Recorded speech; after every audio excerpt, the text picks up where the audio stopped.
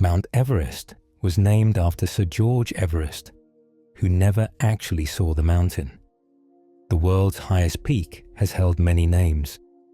To the people of Tibet, it is Chomolungma, goddess mother of the world. In Nepal, it is Sagarmatha, goddess of the sky. But the name used by most of the world was given as a matter of colonial bureaucracy. In the 19th century, the British were conducting the Great Trigonometrical Survey of India. Sir George Everest was the Surveyor General of India, a meticulous administrator who oversaw much of this work. He was, however, retired and back in England when his successor, Andrew Waugh, identified the mountain then known as Peak 15 as the world's highest. Waugh proposed naming it after his predecessor, despite Everest's own objections that local names should be preferred.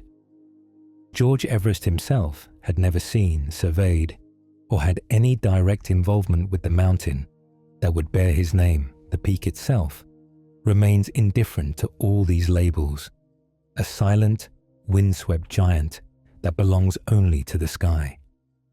The strawberry is not technically a berry, but the seeds on its outside are. The world of botany is full of delightful surprises, where our common understanding of fruits is often turned upside down by precise scientific definitions. The sweet red strawberry, a symbol of summer, holds one of the most charming of these classification puzzles. In botanical terms, a true berry, like a blueberry, is a simple fruit that develops from a single flower with one ovary. The strawberry, however, develops from a single flower that has many ovaries. The red, fleshy part we love to eat is not the fruit at all. It is the receptacle, the part of the plant that held the flower. This makes it an accessory fruit. The true fruits are the tiny yellow-green pips that dot its surface, which we mistakenly call seeds. Each one of those seeds is actually an individual, hard-walled fruit called an achene, and inside each achene is the actual seed. So when you eat a strawberry, you're eating a collection of dozens of tiny individual fruits, all resting together on a sweet, fleshy pillow. Shakespeare is credited with inventing over 1,700 of our common English words. When William Shakespeare wrote his plays, the English language was a young, flexible, and rapidly growing thing. It did not yet have the vast vocabulary it needed to express the full, complex range of human emotion and thought that he wished to portray. So when he could not find the perfect word, he simply made one. He was a prolific inventor, turning nouns into verbs, verbs into adjectives, and adding new prefixes and suffixes. He gave us words like eyeball, bedroom, fashionable, lonely, swagger, and gossip. He also created phrases that have become permanent fixtures of our language, such as in a pickle or wild goose chase. These were not obscure academic terms. They were the words he needed for the street, the court, and the heart. The language we speak today is still vibrating with his genius, as we all quote Shakespeare, often without ever knowing we are doing it. The Great Library of Alexandria in ancient Egypt was not just a library, but the first known research university. In our modern minds, we picture a library as a quiet place for storing books. But in the ancient world, one structure rose to embody a far grander ambition. The Library of Alexandria was not a dusty archive, but a vibrant, living heart of intellectualism. Founded in the 3rd century BC, the library was part of a larger institution called the Museum, or Temple of the Muses. It was a place where the greatest scholars of the age were invited to live and work, given salaries and lodging, with only one requirement: to pursue knowledge. They debated, taught, and experimented. It was here that Euclid developed geometry, and that Eratosthenes calculated the circumference of the Earth with stunning accuracy. Its goal was not just to collect the world's knowledge, but to create new knowledge. The library's eventual destruction represents not just the loss of books, but the silencing of this incredible engine of human thought. 2/3 of an octopus's neurons are located not in its head, but in its arms. In the ocean's quiet gardens, there drifts a form of intelligence so different from our own, it almost seems alien. The octopus is a creature of profound mystery, a soft-bodied marvel that has distributed its consciousness in a way that challenges our very definition of a brain. An octopus possesses about 500 million neurons, but this nervous system is not centralized like ours. The central brain, located in its head, contains only about 1/3 of these neurons. The other 2/3 are spread throughout its 8 flexible arms. Each arm, in essence, has its own mind. These arms can act independently, tasting, touching, and moving with a degree of autonomy. An arm can be busy solving a puzzle, like opening a jar, while the octopus's central brain is occupied with something else. The octopus is a living network, a being that thinks with its entire body, a beautiful 8-limbed example of how consciousness can take many forms. Archaeologists have found pots of honey in ancient Egyptian tombs that are still perfectly edible.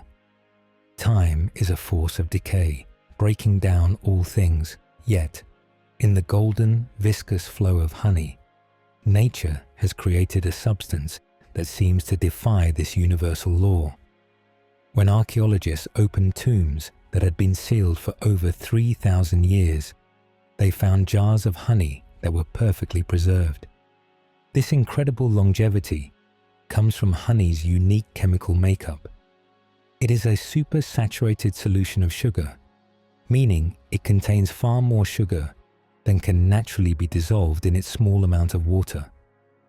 This creates an environment of high osmotic pressure, where bacteria and other microorganisms cannot survive. The honey effectively draws all the water out of them. Furthermore, honey is naturally acidic, with a low pH that is hostile to microbes. Finally, bees add an enzyme, glucose oxidase, which creates small amounts of hydrogen peroxide. Honey is a testament to the perfect alchemical work of bees, a small pot of golden sunlight preserved against the passage of millennia. In 1859, a massive solar storm called the Carrington event struck Earth, causing telegraph systems to burst into flames. We live under the influence of a star, our sun. It is a source of life and warmth, but it is also a vast volatile engine of immense power. In September 1859, astronomers, including Richard Carrington, observed a brilliant solar flare. Within hours, a wave of magnetized plasma, a coronal mass ejection, crossed 93 million miles, or 150 million kilometers, of space and slammed into Earth's magnetic field. The impact was so intense that it created auroras so bright that people in the Caribbean could read newspapers by their light. But it also overloaded the planet's nascent electrical grid, the telegraph network. Sparks showered from the machines. Operators received electric shocks, and the telegraph paper itself caught fire. Some systems were so supercharged they could send messages even after being disconnected from their power supplies. The Carrington event was a glimpse of the sun's true, awesome power, a reminder that our planet is bathed in the invisible energies of its parent star.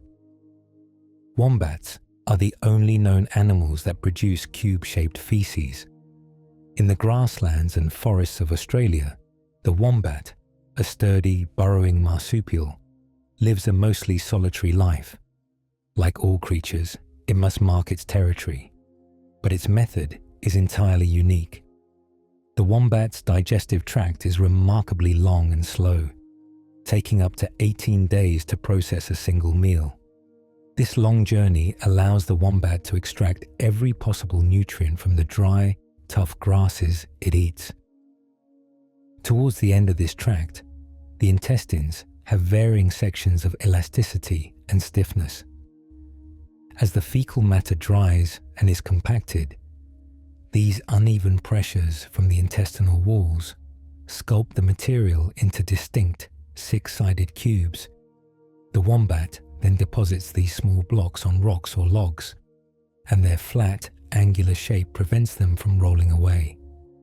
This seemingly strange quirk is a perfect geometric signature, a quiet message of presence left upon the landscape, a testament to how even the most mundane biological processes can be shaped by necessity into something of surprising and precise order. The Eiffel Tower can be taller in the summer than it is in the winter. Great structures built by human hands are not as static as they appear. They are in a constant, subtle conversation with the elements, responding to the air, the sun, and the wind. The Eiffel Tower, that iconic lattice of iron rising above Paris, is a living participant in this dialogue. The tower is constructed from puddled iron, a material known for its strength, but also for its sensitivity to temperature. When the sun warms the Parisian air during the summer months, the iron absorbs this thermal energy. The metal atoms begin to vibrate and move apart, causing the entire structure to expand. This phenomenon, known as thermal expansion, can cause the tower's peak to rise by as much as 6 inches, or about 15 centimeters. In the cold of winter, the iron contracts and the tower shrinks back to its original height. Breathing slowly with the changing of the seasons, the tower is not just a landmark, but a massive, silent thermometer, measuring the warmth of the day. The heart of a blue whale is so large that its main artery, the aorta, is roughly as wide as a dinner plate, big enough that, in theory, a small child could fit their head and shoulders inside. The ocean depths are home to a majesty that defies our sense of scale. The blue whale, the largest animal ever known to have lived on Earth, is a creature of profound and quiet grandeur.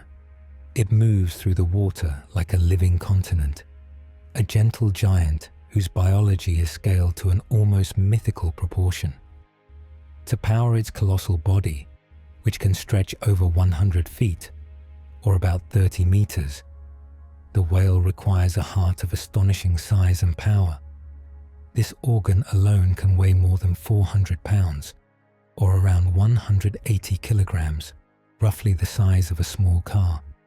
When it beats, it does so slowly and deliberately, sending a wave of life through a circulatory system built on an enormous scale.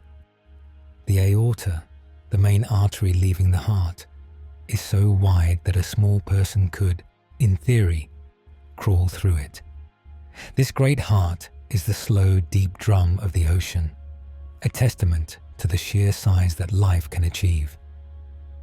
The Greenland shark is the longest living vertebrate on Earth, capable of surviving for over 400 years.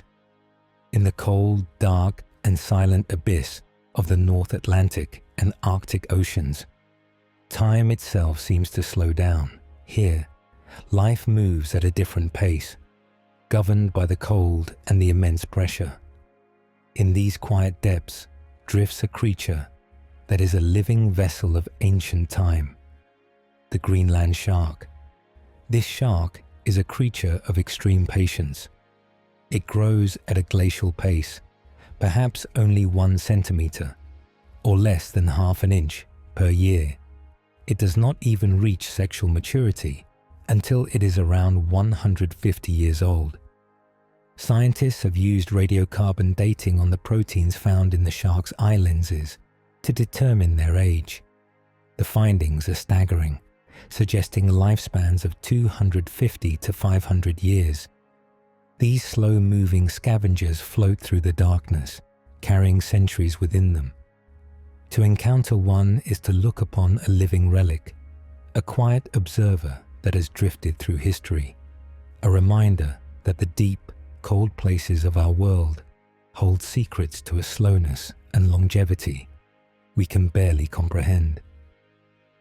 In 1977, a radio telescope received a powerful, unidentified signal from deep space that lasted for 72 seconds. In our quest to understand the universe, we have built enormous, sensitive ears to listen to the whispers of the cosmos.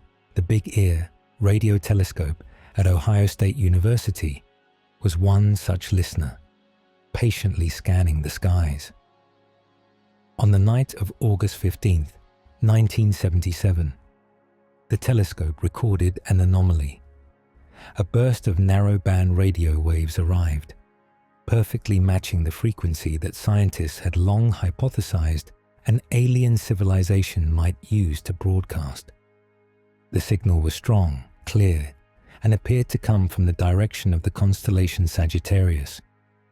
When astronomer Jerry Amon reviewed the computer printout days later, he was so astonished by the signal's perfect profile that he circled it in red ink and wrote a single word in the margin: "Wow."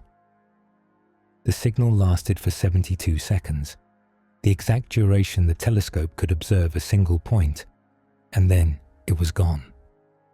It has never been detected again. It was a brief, powerful note in the cosmic silence, a question mark written across the stars. A snail can sleep for up to 3 years at a time. For many creatures, survival is not about constant motion, but about profound patience. The humble garden snail is a master of this quiet endurance. Snails need moisture to survive and thrive. When their environment becomes too dry, too hot, or too cold, they enter a state of dormancy. This is not just a simple nap. It is a deep state of suspended animation called estivation or hibernation. The snail will retreat into its shell and seal the entrance with a dry layer of mucus called an epiphragm, which acts like a protective door. In this state, its metabolism slows to a near standstill. It uses almost no energy, its heart rate plummets, and it simply waits.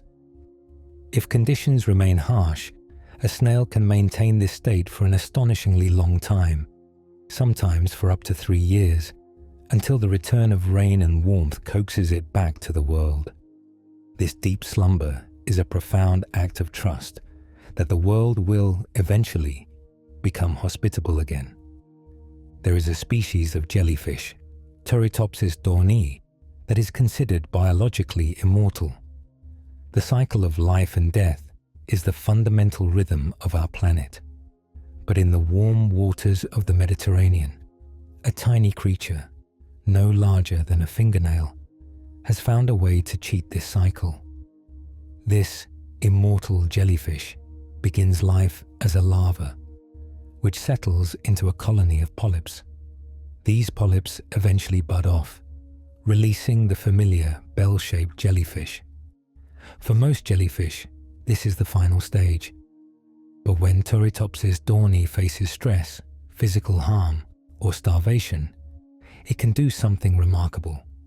It can reverse its own development.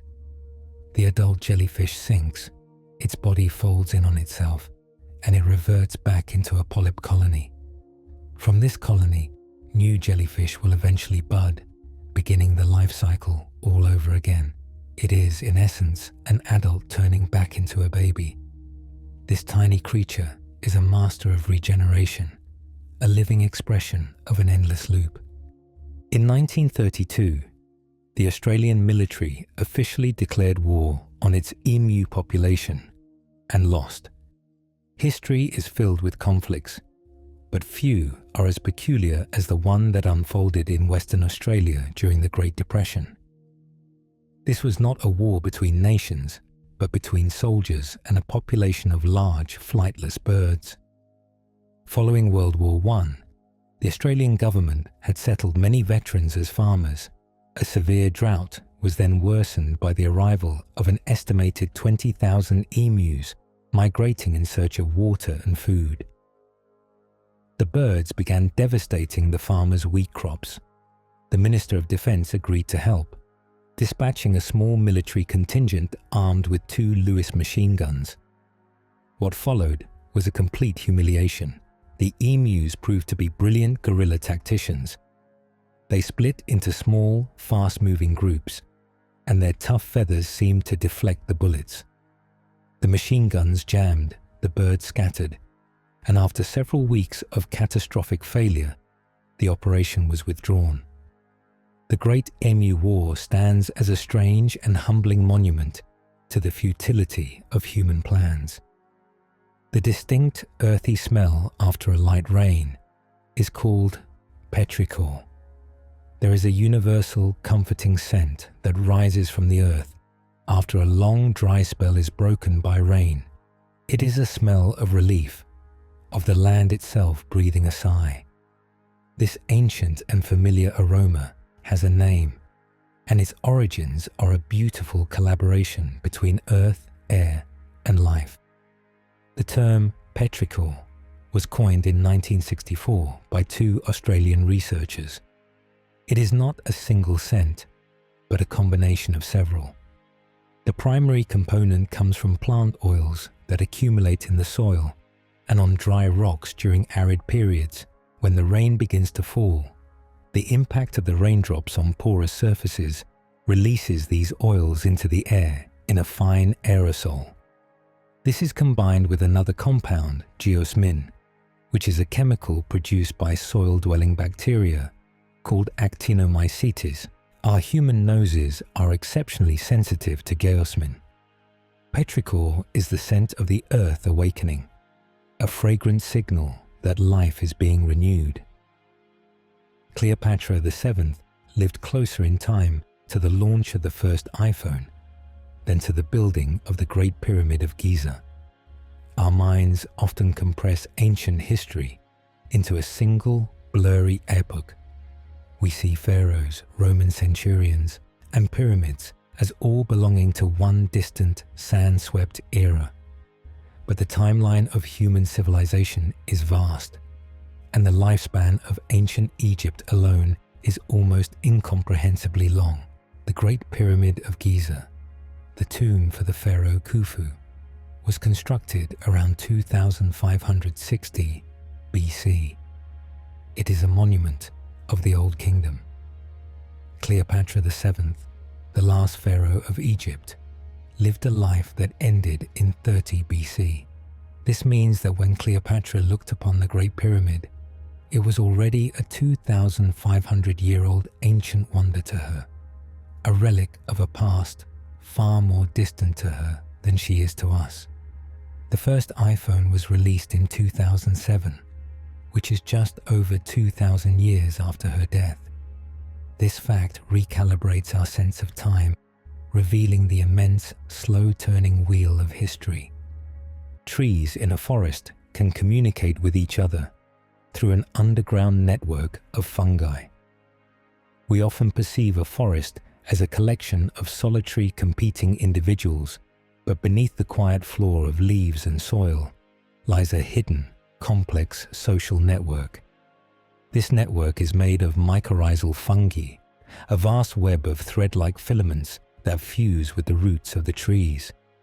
This relationship is symbiotic. The fungi help the trees absorb water and minerals, and the trees provide the fungi with sugars from photosynthesis. But this wood wide web does more than just trade goods. It allows trees to send messages. A tree under attack by insects can send chemical warning signals through the network, alerting neighboring trees to raise their own defenses. It also allows older, larger mother trees to share nutrients with younger, shaded saplings. A forest is not a crowd of individuals, but a single, interconnected organism. A vast, quiet intelligence, where life is shared and messages are passed in a language of chemistry and shadow. The color magenta does not exist as a single wavelength of light. Your brain invents it. Our experience of the world is a beautiful, elaborate construction built by our senses. The colors we see are our brain's interpretation of light, and sometimes our minds must create a solution for a problem that light itself does not solve. The visible spectrum of light, the rainbow, runs from red, with a long wavelength, to violet, with a short wavelength. There is no magenta wavelength. This color is what our brain perceives when it receives signals from our eyes that are being stimulated by both red light and violet blue light at the same time. But because red and violet are at opposite ends of the spectrum, there is no single wavelength in between them that can be both. So instead of seeing a green, which is what physically lies in the middle of the spectrum, our brain invents a new color that is not in the rainbow. Magenta is a beautiful illusion, a color created entirely by our own minds to make sense of the world. The moon is not a dead object. It is geologically active and experiences moonquakes. We look up at the moon and see a silent, unchanging silver disk, a world perfectly preserved in stillness. We think of it as a relic, a fossil of the early solar system. But the moon is not as quiet as it appears. When the Apollo astronauts visited the moon, they left seismometers on the surface. These instruments revealed that the moon is active. It experiences several types of quakes. Some are deep, caused by the tidal stresses of Earth's gravitational pull. Others are shallow, seemingly caused by the moon's own internal processes. We now know the moon is slowly cooling and shrinking. As its interior cools, its crust contracts, but it does so unevenly, causing the crust to buckle and crack, creating thrust faults.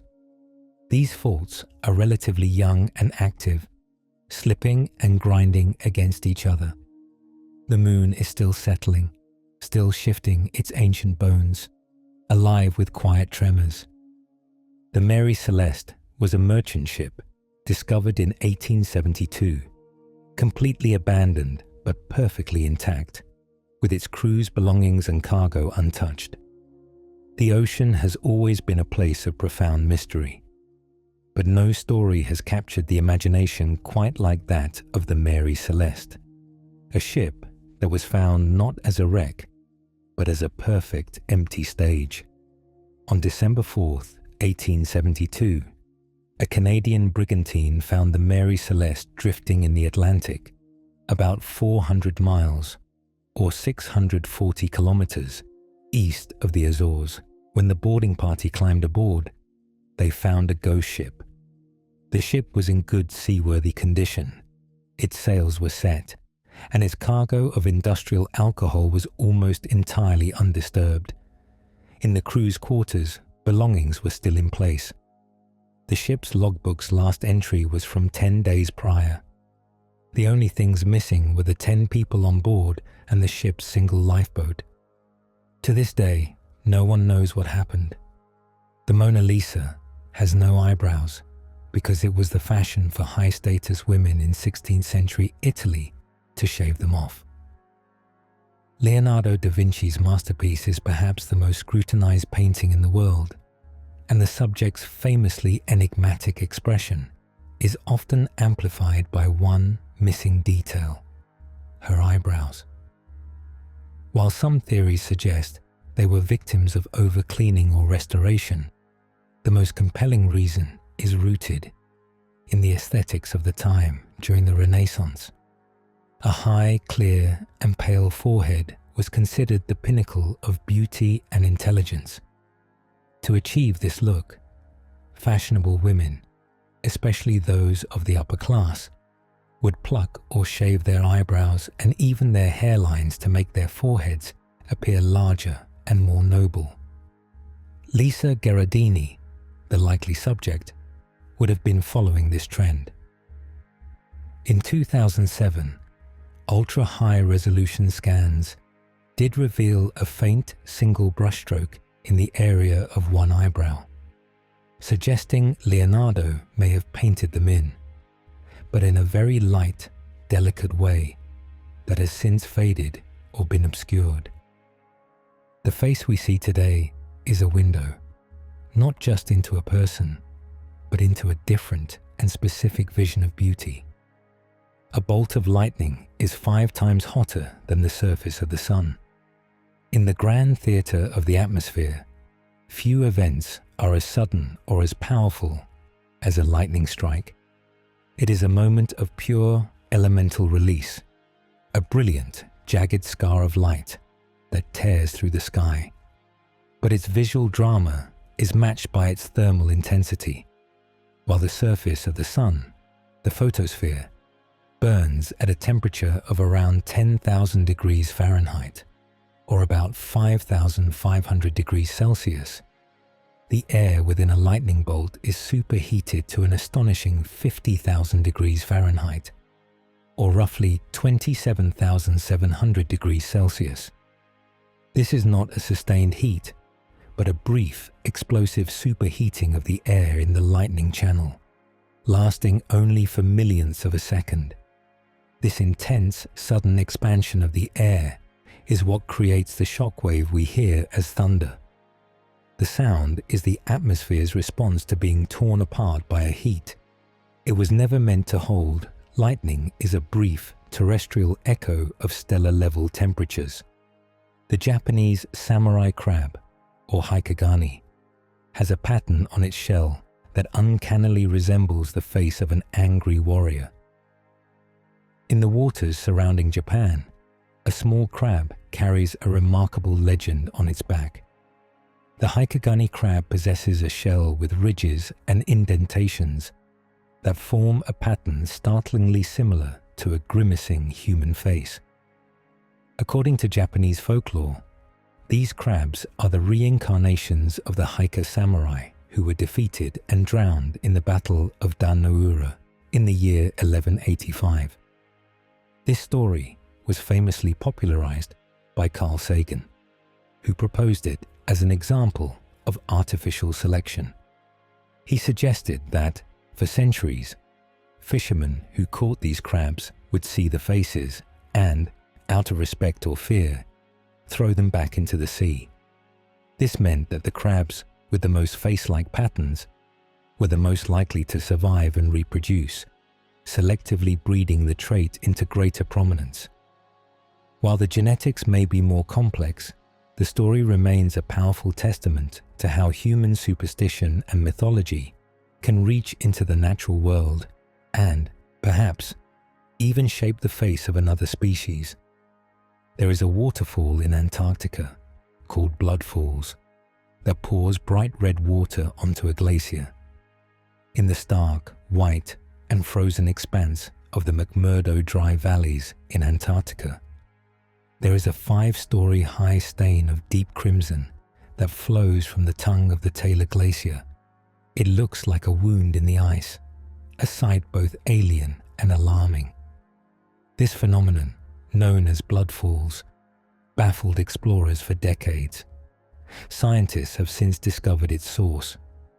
Trapped beneath the glacier is a small, ancient lake of salt water that has been isolated from the world for perhaps 2 million years. This subglacial water is incredibly salty, so it does not freeze, and it is completely cut off from light and oxygen. In this dark, anoxic environment, a unique community of microbes survives by breathing iron. The water is therefore rich in dissolved iron. When this trapped water finally escapes through a fissure, it hits the air for the first time. The iron instantly oxidizes or rusts, staining the water with the same deep red color as blood. The planet Jupiter is so large that it does not technically orbit the Sun. They orbit each other around a common point just outside the Sun's surface. We are taught a simple model of our solar system, with all planets circling the Sun as their fixed central point. But the laws of gravity are more complex, a dance of mutual attraction. When a small body orbits a large one, they actually both orbit a shared center of mass, called the barycenter. For the Earth and the Sun, that point is deep within the Sun, so our model holds, but Jupiter is a giant. It is more than twice as massive as all the other planets in our solar system combined. Because of its immense mass, the barycenter between Jupiter and the Sun lies just outside the Sun's surface, about 7% of the Sun's radius away from its center. So as Jupiter makes its 12-year journey, it is not simply circling the Sun. Instead, both the Sun and Jupiter are tracing their own orbits around this invisible, empty point in space. The Sun is not still. It wobbles in a small 12-year circle, pulled by the dance of its largest child. In the 16th century, wealthy Europeans would eat mummies, believing the ground-up remains had medicinal properties. The history of medicine is a strange and winding path, often leading to practices that seem utterly bizarre to our modern sensibilities, for a period lasting hundreds of years, from the Middle Ages into the 18th century. A form of medical cannibalism was a respected practice. Wealthy Europeans, including royalty, would ingest a substance called mummia.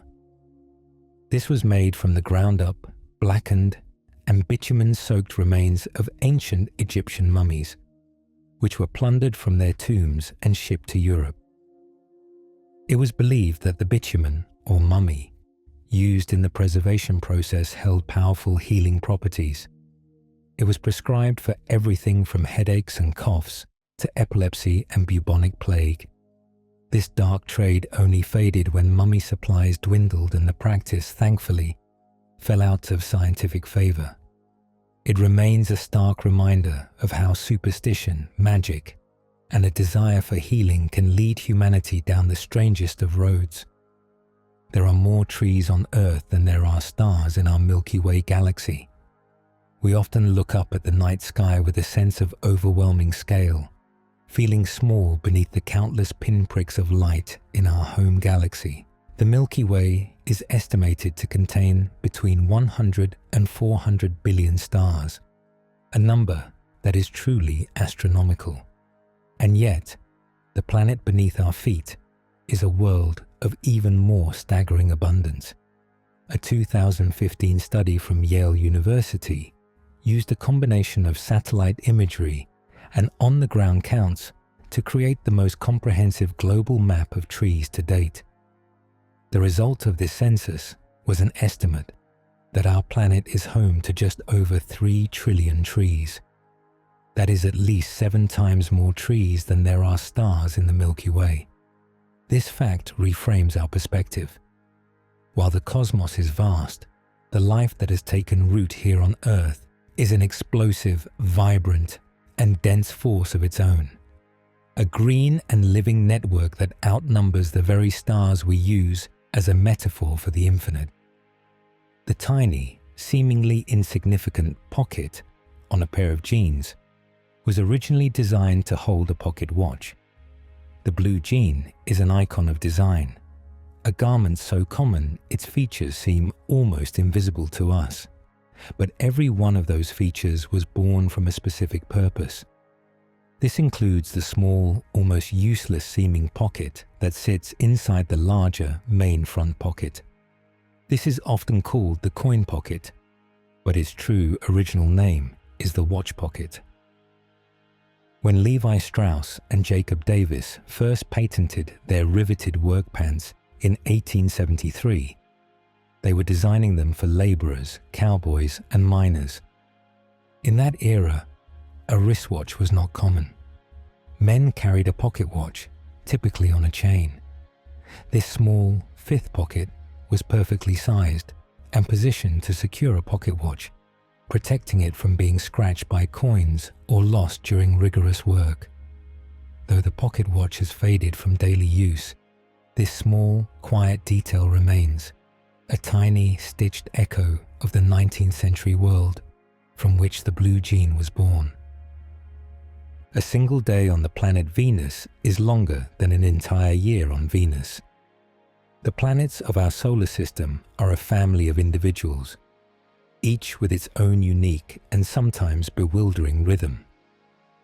Venus is perhaps the strangest of all.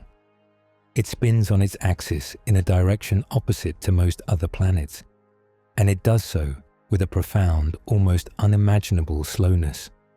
It takes Venus about 243 Earth days to complete just one rotation on its axis. This is its day. By contrast, it takes Venus only about 225 Earth days to complete one full orbit around the Sun. This is its year. This creates a bizarre reality, where a Venusian year, the time it takes to circle the Sun, is shorter than a Venusian day, the time it takes to spin once the Sun rises in the west and sets in the east. But it does so on a timeline that defies our earthly intuition, a slow, crawling pace where the day itself is an epoch. Before the invention of the eraser, people used wadded-up, moistened bread to remove pencil marks. The tools of creation and correction have evolved in simple, beautiful ways. For centuries, graphite pencils were used for writing and drawing, but a mistake was difficult to correct. The graphite, a form of carbon, only sits on the surface of the paper, and it needed a gentle, abrasive, and slightly sticky substance to lift it away. The solution, for many years, was bread. A small piece of bread, often a slightly stale, crustless white bread, would be rolled into a ball and dabbed at the mark. It was effective, but also messy, perishable, and prone to mold. This all changed in 1770, when the English engineer Edward Nairn, by his own account, accidentally picked up a piece of rubber instead of his breadcrumbs. He discovered that this gum elastic from South America did the job perfectly and was far more durable. He began selling the first rubber erasers, a simple invention that changed the act of writing forever. The largest volcano in our solar system is not on Earth, but on Mars. We are accustomed to the great volcanoes of our own world, like Mauna Loa in Hawaii, but even these giants are dwarfed by a monument on our neighbor planet. This is Olympus Mons, a shield volcano on Mars that stands as a testament to a different set of geological rules. Olympus Mons rises an incredible 16 miles, or about 25 kilometers high. This is nearly 3 times the height of Mount Everest above sea level. Its base is so vast it would cover the entire state of Arizona, or the entirety of France. This colossal size is possible because Mars has a much lower surface gravity, allowing mountains to grow taller. More importantly, Mars does not have active tectonic plates. On Earth, a volcano is carried away from its hotspot by the moving crust. On Mars, the crust stayed still, allowing a single hotspot to erupt over and over in the same place for hundreds of millions of years, building this one single, unimaginably massive shield. A group of flamingos is not called a flock, but a flamboyance. The English language has a deep and playful history of creating collective nouns for animals, words that seek to capture the very essence of the creature itself. While a flock is perfectly correct, the more poetic and popular term for these magnificent wading birds is a flamboyance. The name is a perfect description. When these birds gather in their hundreds or thousands, their brilliant pink, coral, and scarlet feathers create a living, breathing spectacle of color. The word itself comes from the French flamboyer, meaning to flame or to blaze. It captures the visual shock of seeing such intense color gathered in one place. A sudden, dazzling fire of feathers against the muted tones of a lagoon. It is a word that does not just count the birds, but celebrates their collective, vibrant spirit. The unicorn is the national animal of Scotland. While many countries choose an animal known for its strength or grace, like the eagle or the lion, Scotland chose a creature of pure myth. The unicorn has been a Scottish symbol since the 12th century, when it was used on an early coat of arms.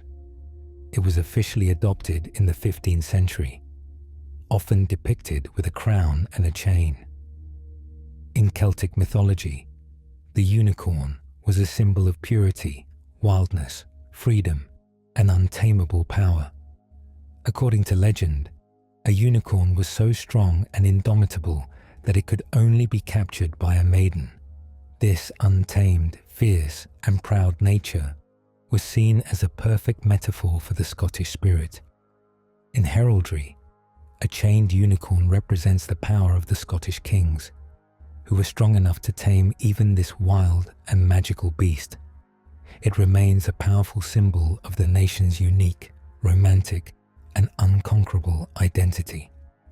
The quiet, crackling sound of a vinyl record is not just dust, but the sound of the grooves themselves. We have come to associate the sound of vinyl with a warm, gentle static, a sound that feels nostalgic and alive. We often call this surface noise and attribute it to dust particles or imperfections in the pressing. While dust certainly contributes, much of that characteristic sound is actually a fundamental part of the physical process. A vinyl record is a landscape of microscopic grooves. The needle, or stylus, is a tiny diamond tip that rides inside this groove, and the groove's walls are not perfectly smooth. The vinyl material itself has a slight, inherent graininess. As the stylus vibrates to read the musical information, it also picks up the sound of its own physical friction against these tiny imperfections. This is the groove noise. Far from being a flaw, this quiet, rustling sound is the intimate, audible evidence of a physical object being read, the sound of the past becoming present. The smallest desert in the world is the Carcross Desert, located in Canada's Yukon, and it measures only 1 square mile. When we picture a desert, our minds conjure vast, endless dunes under a scorching sun like the Sahara. But the definition of a desert is simply a place that receives very little precipitation. In the far north of Canada, nestled within a wet, subarctic climate, lies a tiny, remarkable anomaly. The Carcross Desert is a dry patch of sand dunes, measuring only about 640 acres, or 1 square mile. This miniature desert is not a desert in the truest climatic sense, but is rather the remnant of a massive glacial lakebed thousands of years ago. As the glaciers retreated, they left behind this fine, sandy silt. The area is so dry because it sits in the rain shadow of the surrounding mountains, which block the moisture. Today, this patch of sand, surrounded by forest and tundra, is a tiny, beautiful echo of the Ice Age, a small pocket of sand dunes in an improbable northern world. There is a clock in the English city of Cambridge called the Corpus Clock that is designed to be intentionally unsettling as a reminder of mortality. In 2008, a strange and magnificent clock was unveiled at Corpus Christi College, Cambridge. It has no hands and no numbers. Instead, it tells time using a series of concentric slotted rings that are lit by blue light. Sitting atop this golden clock is a terrifying grasshopper-like sculpture. This creature, called the chronophage or time eater, moves its mouth, seemingly devouring the seconds as they pass. Every minute, the chronophage blinks, and the sound of a chain and a small hammer striking a wooden coffin is heard. Every hour, it strikes with a more ominous, clanking sound. The clock is also not perfectly accurate. It speeds up, slows down, and sometimes stops, only to catch up again, reflecting the irregular and subjective nature of how we experience time. It is a stunning piece of mechanical art, designed not just to tell time, but to make us feel its relentless, unstoppable, and predatory passage. The Turkana Boy skeleton, discovered in 1984, is the most complete early human fossil ever found. In the dry, sun-baked landscape near Lake Turkana in Kenya, a team of researchers led by Kamoya Kimu and Richard Leakey made a discovery that would change our understanding of human origins. They found a small fragment of skull, which led to the unearthing of a nearly complete skeleton of a 1.5 million-year-old hominid. This was not just a handful of teeth or a partial skull, but an entire frame, missing only the hands and feet. The skeleton belonged to a young male, only about 8 or 9 years old, but he was already 5 feet 3 inches, or 1.6 meters, tall. He was a member of the species Homo erectus. Because the skeleton was so complete, scientists could study his body proportions, his gait, and his growth rate.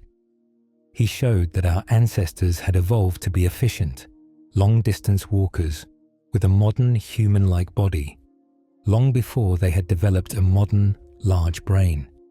He is a perfectly preserved snapshot of a pivotal moment in our own evolution. Before 1913, it was legal in the United States to mail a child through the Postal Service.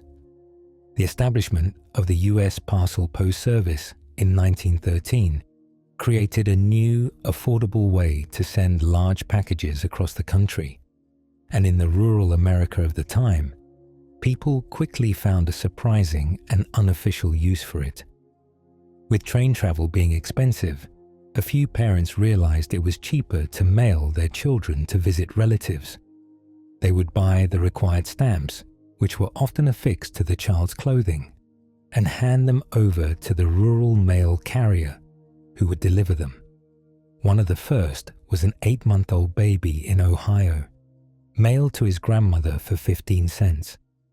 The most famous case was a 6-year-old girl named May Piersdorf, who was mailed 73 miles, or 117 kilometers, across Idaho to her grandparents, wearing the stamps on her coat.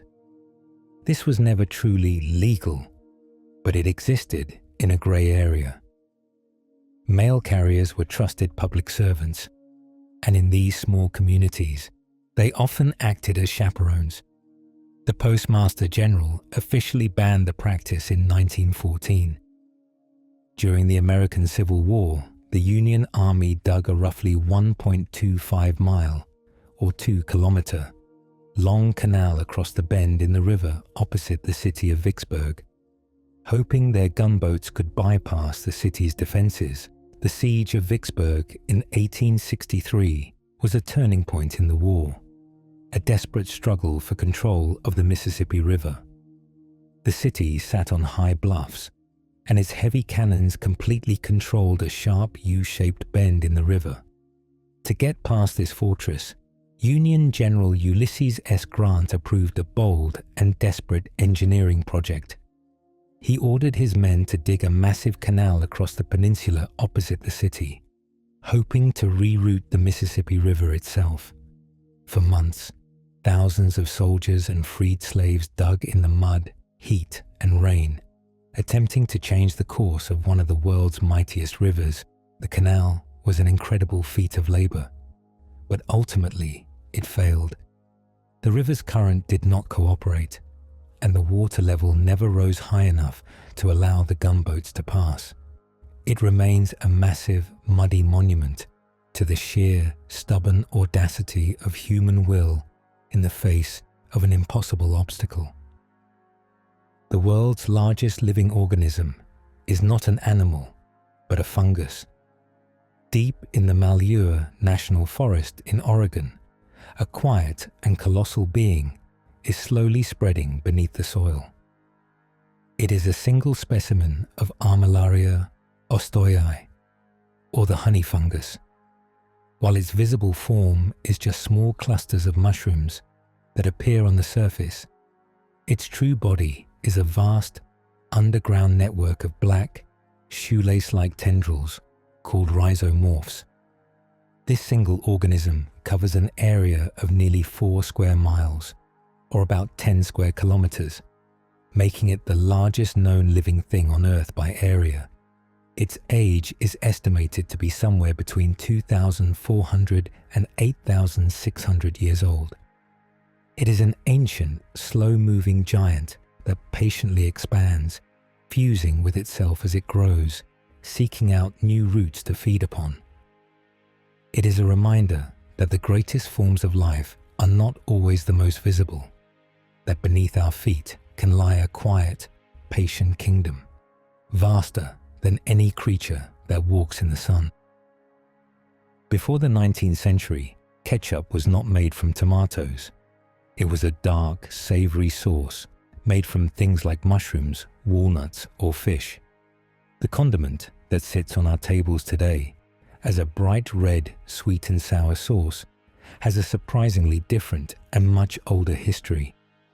The word ketchup itself comes from a 17th century Chinese word for a fermented fish sauce. This concept traveled to Europe, where chefs and home cooks began to experiment. For centuries, ketchup was a generic term for a wide variety of pungent, dark, and often non-refrigerated sauces used to add flavor to meats and stews. Recipes called for ingredients like pickled walnuts, anchovies, shallots, and most popularly, mushrooms. These mushroom ketchups were salty, earthy, and resembled a thin soy sauce. It was not until the early 1800s in America that recipes began to feature tomatoes, and not until the late 19th century, with the addition of sugar and vinegar, that the modern, sweet, tomato-based ketchup we know today finally took over. A very recent reinvention of a very old idea. The bloop was an extremely powerful ultra-low frequency sound detected in the deep ocean in 1997, and its origin remains a mystery. In the vast, dark, and pressurized silence of the deep Pacific Ocean, the U.S. National Oceanic and Atmospheric Administration, or NOAA, maintains a network of underwater microphones. These hydrophones were originally placed to listen for Soviet submarines, but now they listen to the heartbeat of the ocean. In 1997, they recorded a sound of incredible power. It was a deep, rising, ultra-low frequency noise that lasted for about 1 minute and was nicknamed the bloop. It was loud enough to be detected by sensors over 3,000 miles or 5,000 kilometers apart. The sound profile was unlike anything heard before. It did not match known man-made sounds or the calls of whales. For years, it fueled speculation about a massive, undiscovered sea creature, while the most accepted scientific explanation today is that it was the sound of a massive ice quake, a large iceberg cracking and breaking away from Antarctica. The event remains a haunting, beautiful enigma, a great, unknown voice from the deepest part of our world. The human brain is so active that it generates enough electricity to power a low-wattage light bulb. The mind is a place of constant, silent energy. Every thought you have, every memory you recall, every dream you are having is the result of a vast and intricate electrical storm. Your brain contains approximately 86 billion neurons, and these cells communicate with each other using tiny, precise electrical impulses. At any given moment, this web of activity is constant, even when you are asleep. The combined electrical output of all these firing neurons is relatively small, but it is measurable. estimated to be between 12 and 25 watts. This is enough power to illuminate a small LED or a dim incandescent bulb. It is a beautiful thought. The very consciousness that allows you to perceive the world is itself a source of light, a quiet biological lantern glowing steadily within the darkness. It is the soft, warm hum of the universe thinking about itself. The Dyatlov Pass incident refers to the mysterious and unsettling deaths of 9 hikers in the Ural Mountains in 1959. In the cold wilderness of the northern Urals, a story unfolded that has become one of the 20th century's most enduring mysteries. A group of 9 experienced hikers, led by Igor Dyatlov, set up camp on the slopes of a mountain. Sometime during the night, an unknown event caused them to cut their way out of their tent from the inside and flee into the sub-zero temperatures, many of them improperly dressed and some even without shoes. Their bodies were found weeks later, scattered in different locations. Some had died of hypothermia, but others had sustained massive internal injuries, like those from a car crash, yet showed no external signs of a struggle. The official investigation concluded they died from a compelling natural force. Theories have ranged from an avalanche to military weapons testing, or even infrasound-induced panic. The pass now bears their leader's name, a silent, frozen monument to a question that has never been answered. The city of Venice is built on a foundation of millions of petrified tree trunks. The magical, floating city of Venice, with its marble palaces and whispering canals, seems to defy the very laws of nature. It is a city built not on bedrock, but on the soft, shifting mud of a lagoon. To create this impossibility, the city's 12th century founders employed a breathtaking feat of engineering. They drove millions of wooden stakes, trunks of alder, oak, and larch, deep into the unstable mud and sand, pounding them down until they hit a more stable layer of compressed clay. These pilings were placed so densely together that they formed a solid platform. Submerged in the mud and cut off from oxygen, the wood did not rot. Instead, over the centuries, the constant flow of mineral-rich water has petrified the wood, turning this underground forest into a stone-like, incredibly durable foundation. The entire, glorious, sinking city of Venice is held aloft by a forest that sleeps beneath the water. When the volcano Krakatoa erupted in 1883, the sound was so loud it was heard nearly 3,000 miles away. The earth is a place of quiet, slow creation, but it is also a place of sudden and unimaginable violence. The 1883 eruption of Krakatoa, an island volcano in Indonesia, was an event of almost mythical scale. The volcano did not just erupt, it annihilated itself in a series of catastrophic explosions. The final cataclysmic blast on the morning of August 27th is considered the loudest sound ever heard in modern history.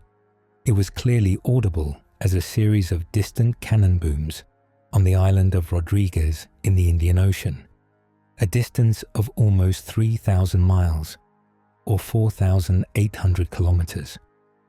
The atmospheric shockwave from this one explosion was so powerful that it circled the entire globe 7 times, and barographs around the world registered its passage. For years afterward, the fine ash thrown into the stratosphere painted the sky with brilliant, fiery sunsets, a long, beautiful, and silent echo of the Earth's most powerful shout.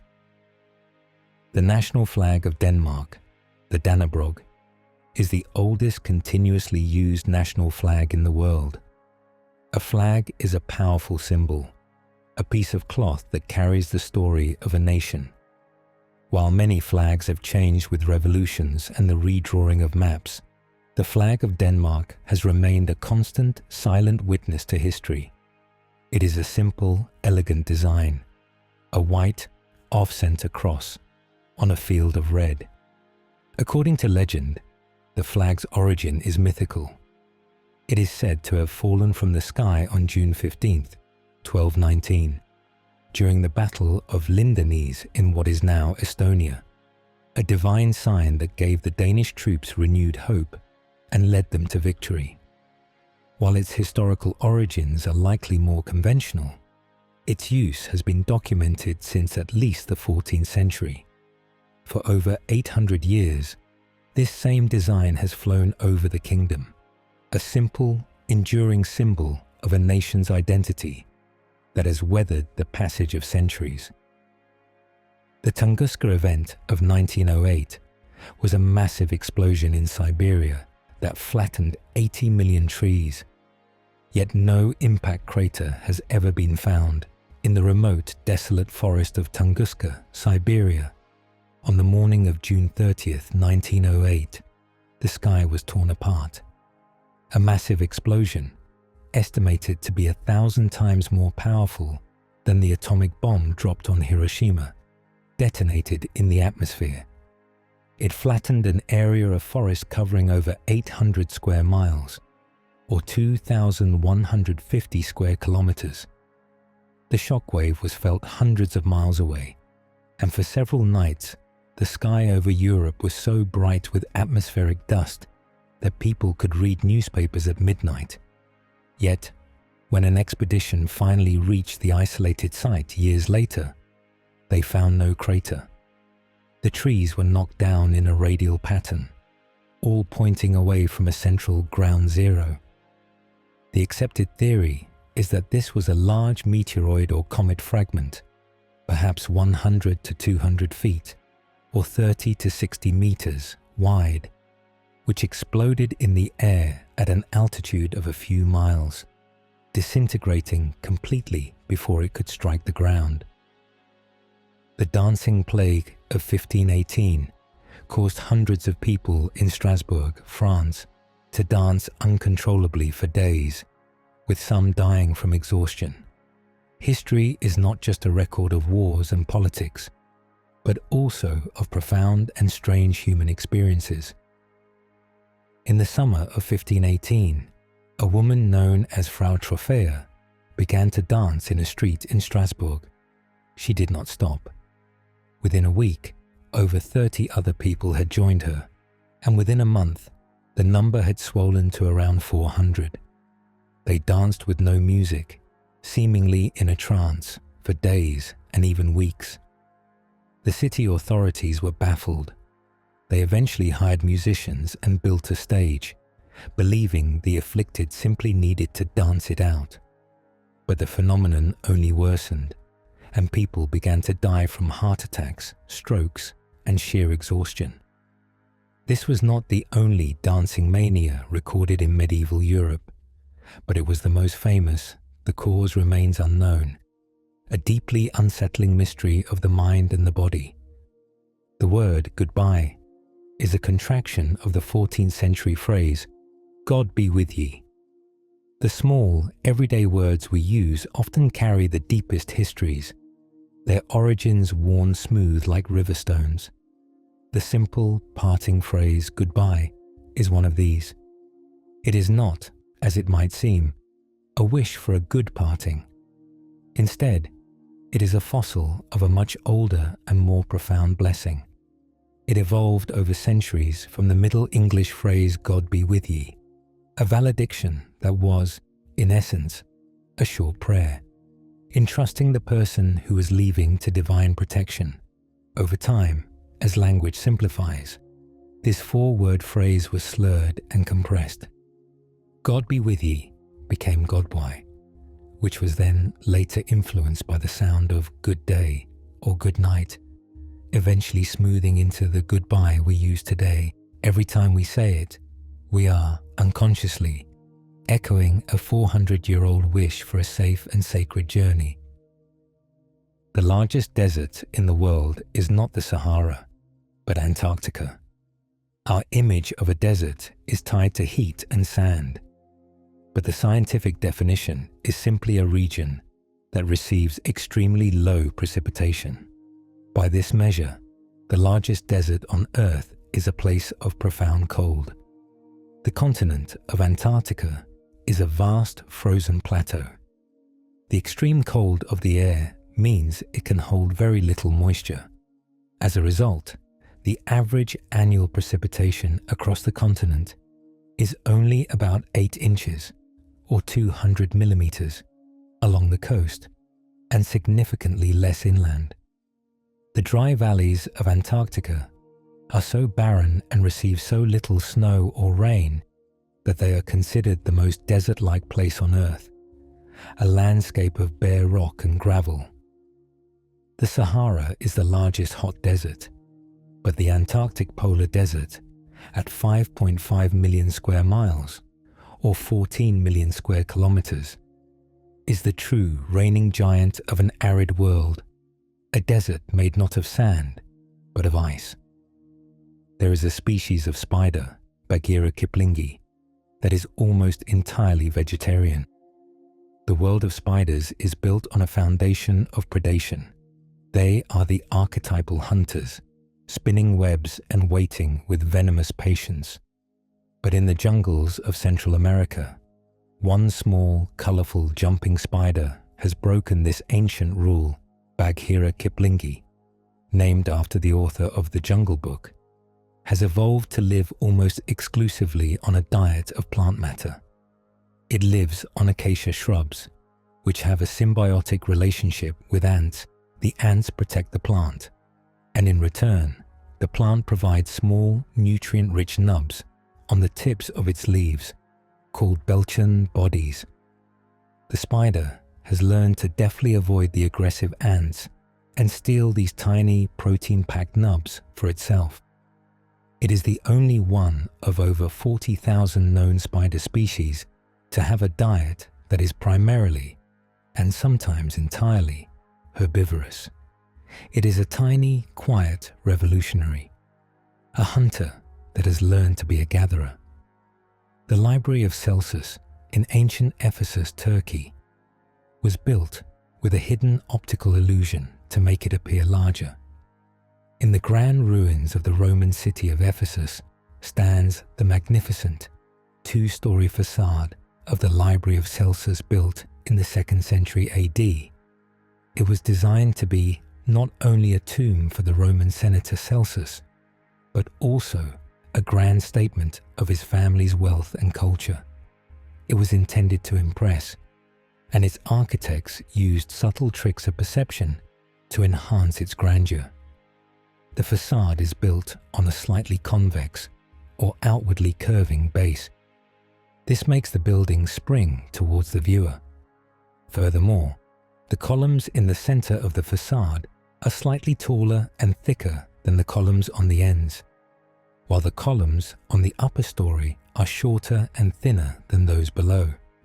This forced perspective, combined with the gentle curve, makes the building feel taller and wider than it actually is. It is a masterpiece of architectural theater, designed to create an illusion of majesty. A chameleon's tongue is so fast that it can go from 0 to 60 miles per hour in 1/100th of a second. The chameleon is a master of patience, moving with a slow, rocking gait, a creature of quiet observation. But this stillness is a disguise for one of the fastest and most explosive biological mechanisms on the planet. Its tongue is not just a muscle. It is a complex, spring-loaded catapult. The tongue is made of an elastic collagen tissue and an accelerator muscle. To hunt, the chameleon preloads this elastic tissue. Like stretching a rubber band, when it fires, the muscle releases this stored energy, and the tongue launches with an acceleration that is over 50 times greater than that of gravity. It is so fast that the prey, an insect, has no time to react. The sticky, muscular tip, which is almost as long as the chameleon's entire body, can be shot out and retracted in less than the blink of a human eye. It is a perfect, silent, and incredibly swift weapon. In 1945, a Japanese balloon bomb was the only enemy weapon to cause fatalities on the continental United States during World War II. During the war, Japan launched over 9,000 fire balloons, or fugo weapons. These were ingenious, low-cost weapons of terror. They were simple hydrogen balloons, about 33 feet, or 10 meters, in diameter. Carrying incendiary or anti-personnel bombs, they were designed to be launched from Japan, rise into the high-altitude jet stream, and drift across the Pacific Ocean for 3 days before automatically dropping their payload on the forests and cities of North America. While most failed, hundreds did reach the continent. The US government imposed a strict media blackout to prevent panic. Tragically, on May the 5th, 1945, near Bly, Oregon, a pregnant woman and 5 children on a Sunday school picnic discovered one of these bombs on the ground. As they gathered around it, the bomb detonated, killing all 6 of them. They were the only known civilian casualties of enemy action to occur in the continental US during the entire war. The world's smallest mammal is the Kitti's hognose bat, also known as the bumblebee bat. In the limestone caves of Thailand and Myanmar, a creature of almost unbelievable delicacy flutters through the darkness. The bumblebee bat is a marvel of biological miniaturization. It is so small that it weighs less than a penny, at about 2 grams, and its body is only about 1.1 to 1.3 inches, or 29 to 33 millimeters, long. Its wingspan is just under 7 inches or 17 centimeters. It is a tiny, warm-blooded spark of life, so named because it is roughly the size of a large bumblebee. These bats live in small colonies and emerge from their caves for only brief periods at dusk and dawn to hunt for small insects. Their existence is a whisper, a testament to the absolute lower limit of mammalian size, a perfect miniature being that could rest comfortably on the tip of your thumb. For over 600 years, from 1250 to 1858, a powerful royal household department known as the Great Wardrobe operated from a building in London. The names we give to our institutions often sound grand and official, like the Treasury or the Ministry of Defence. But in medieval England, one of the most important departments of state had a far more domestic name. The Great Wardrobe was not a closet. It was a powerful and sprawling government office. Initially, it was just that, a place in the Tower of London that stored the monarch's robes and personal effects. But it quickly grew, becoming the king's personal treasury and supply depot. It was responsible for furnishing the royal castles, paying for arms and armor, procuring silks and spices, and funding state occasions. It moved to its own building near St. Paul's Cathedral in the 14th century and became the central bureaucratic and financial engine of the crown. This Great Wardrobe was the quiet, logistical heart of the kingdom for centuries. The Prinsengracht in Amsterdam, where Anne Frank's family hid, was not just a canal house. It was also a spice grinding factory. The building that held the secret annex was a place of duality. The front of the house, which faced the canal, was the public face of a business. It was the office of Otto Frank's company, Opekta, which sold pectin, a gelling agent for making jam, but the rear part of the building, the annex, was connected to a warehouse that, for a time, was also used by a company called Keys & Company, which specialized in spices. During their time in hiding, the occupants of the annex lived with the constant, pungent aromas of the spice trade. In her diary, Anne writes about the sounds of the spice mill, the grinding of cloves, pepper, and cinnamon that would fill the building during the workday. This smell, a scent of the outside world, of distant lands and commerce, must have been a strange, sensory reminder of the life that was continuing just beyond their hidden walls. The door to hell in Turkmenistan is a natural gas crater that has been burning continuously since 1971. In the vast Karakum Desert of Turkmenistan lies a geological anomaly that is both terrifying and mesmerizing. The Darvaza gas crater, nicknamed the Door to Hell, is a fiery pit about 230 feet, or 70 meters, wide and 100 feet, or 30 meters, deep. It is not a natural volcano. Geologists believe it was created in 1971, when a Soviet drilling rig searching for natural gas collapsed into an underground cavern. This collapse released a massive plume of methane gas. Fearing the spread of this poisonous gas, the scientists reportedly decided to light it, expecting the gas to burn off in a few weeks. More than 50 years later, the crater is still burning. It is a vast, roaring inferno in the middle of the empty desert, a testament to the sheer, almost limitless reserves of energy hidden beneath the Earth's crust, an accidental fire that time has not been able to extinguish. In Finland, the law grants a right to roam, allowing people to walk, ski, or camp almost anywhere, even on private land. In the forests and lakelands of Finland, the relationship between people and the land is governed by a beautiful ancient understanding. This is jokaisen oikeus, or every man's right. It is both a deep-rooted tradition and a recognized legal right, a shared understanding that nature belongs to everyone as long as they treat it with respect.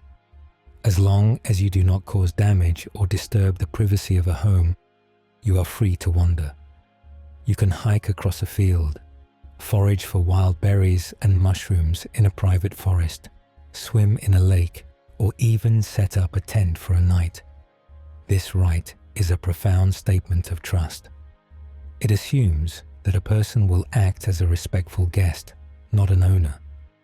It is a quiet contract between humanity and the wilderness, a shared understanding that the land is not just a property to be divided, but a gift to be shared by all. In 1919, a massive tank of molasses burst in Boston, sending a 25-foot tall wave of syrup through the streets. In the north end of Boston, on a strangely warm January day, a 50-foot or 15-meter tall storage tank containing over 2 million gallons of molasses began to fail. The steel groaned, rivets popped, and the tank ruptured completely.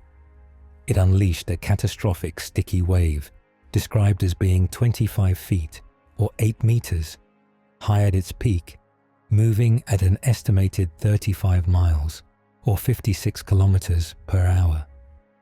This was not a slow, gentle ooze. It was a destructive, dark brown tsunami. The wave was so powerful it tore buildings from their foundations, buckled an elevated railway, and trapped horses and people in its suffocating, viscous grip. 21 people lost their lives in the Great Molasses Flood.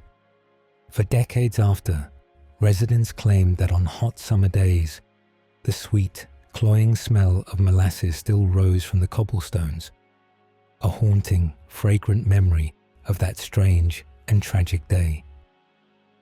The quietest room on Earth is an anechoic chamber at Microsoft's headquarters, which is so silent you can hear your own heart beating. We live in a world that is saturated with sound, a constant hum of fans, traffic, and voices. But in a laboratory in Washington State, a room was built to be the antithesis of this, a place of absolute perfect silence. It is an anechoic chamber, meaning no echo. The room is a box that floats on dampening springs, and its walls, floor, and ceiling are covered in deep, sound-absorbing foam wedges. It is designed to absorb 99.9% of all sound. When the heavy bank vault door closes, the effect is profound and immediate. You are plunged into a void. With no sound reflecting back, your senses are heightened.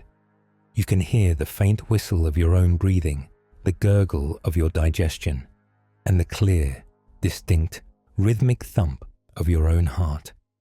It is a silence so deep it becomes an ocean, and you are the only sound within it. The vomitorium in a Roman Colosseum was not a room for being sick. It was a large, vaulted passageway. This common misconception has painted a picture of Roman excess, but the reality is one of brilliant, practical engineering. The name itself is the source of the confusion. It comes from the Latin word vomere, which means to spew forth. This, however, did not refer to the people, but to the stadium's design. The vomitoria were the massive corridors and exit routes built into the Colosseum.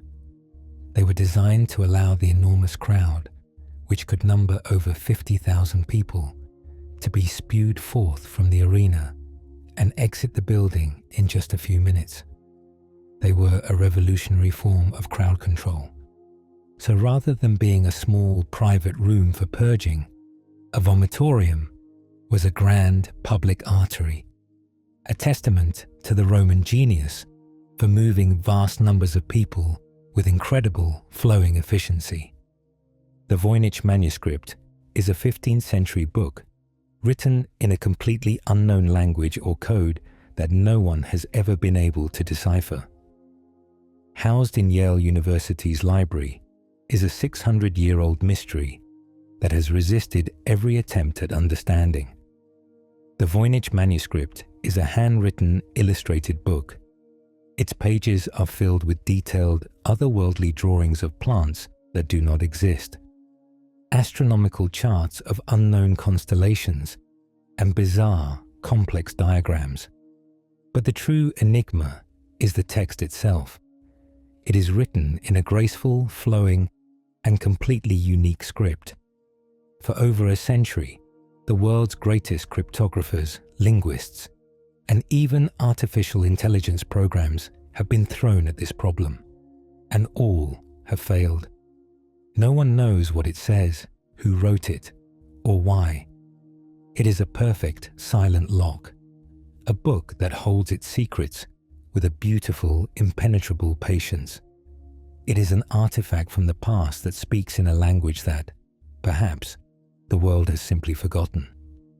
A platypus's bill is not a hard, duck-like beak, but a soft, rubbery, and highly sensitive sensory organ.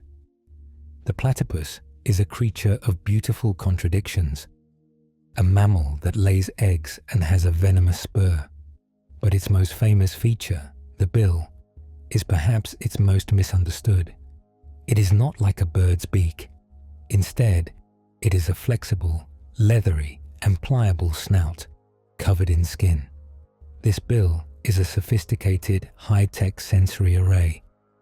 It is covered in tens of thousands of specialized receptors that can detect the tiny, invisible electrical fields generated by the muscle contractions of its prey, such as shrimp and yabbies hiding in the mud. The platypus hunts with its eyes, ears, and nostrils all closed, navigating its murky underwater world entirely through this sixth sense of electroreception. The bill is a soft, sensitive, and intelligent hand, feeling the living energy of the world in a way we can barely imagine. The year 1816 was known as the year without a summer because a massive volcanic eruption in Indonesia caused global climate chaos. In April 1815, Mount Tambora in the Dutch East Indies erupted with a force 100 times greater than Mount Vesuvius. It was the largest volcanic eruption in recorded human history.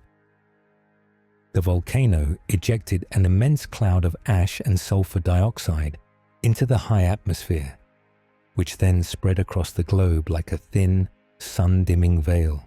The following year, 1816, the climate was thrown into disarray. In North America and Europe, it was a year of bitter cold. Snow fell in June, and frosts in July and August killed crops in the fields. The result was widespread famine, food riots, and a dark, cold, and mournful year. This global chill was a powerful demonstration of the planet's interconnectedness, a reminder that the sky itself could be wounded, and that a single event on one side of the world could cast a long, cold shadow over all of humanity. In 1814, a massive vat of beer at the Moo Brewery in London burst, causing a beer flood that killed 8 people. In the densely packed, poor parish of St. Giles, London, stood one of the city's largest breweries. It housed enormous wooden vats for fermenting porter, a dark beer. On October 17, 1814, one of these vats, standing over 22 feet, or 7 meters, high and holding the equivalent of 1.5 million pints of beer, suddenly catastrophically failed. The iron hoops holding the vat together snapped. The bursting vat created a domino effect, smashing open several other large casks.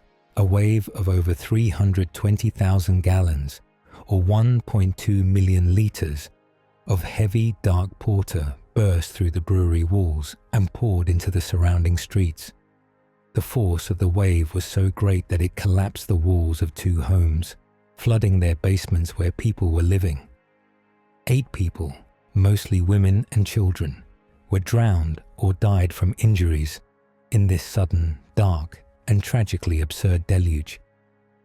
A giraffe has only 7 vertebrae in its neck, the same number as a human. It is a fact that seems to defy logic. We look at the long, elegant, and towering neck of a giraffe, which can be over 6 feet, or 1.8 meters, tall on its own, and we compare it to our own. It seems impossible that they could share the same underlying structure. But the difference is not in the number of bones, but in their extraordinary size. While a human's cervical vertebra is small and compact, each of the giraffe's 7 cervical vertebrae is an elongated, massive bone, measuring up to 11 inches or 28 centimeters in length.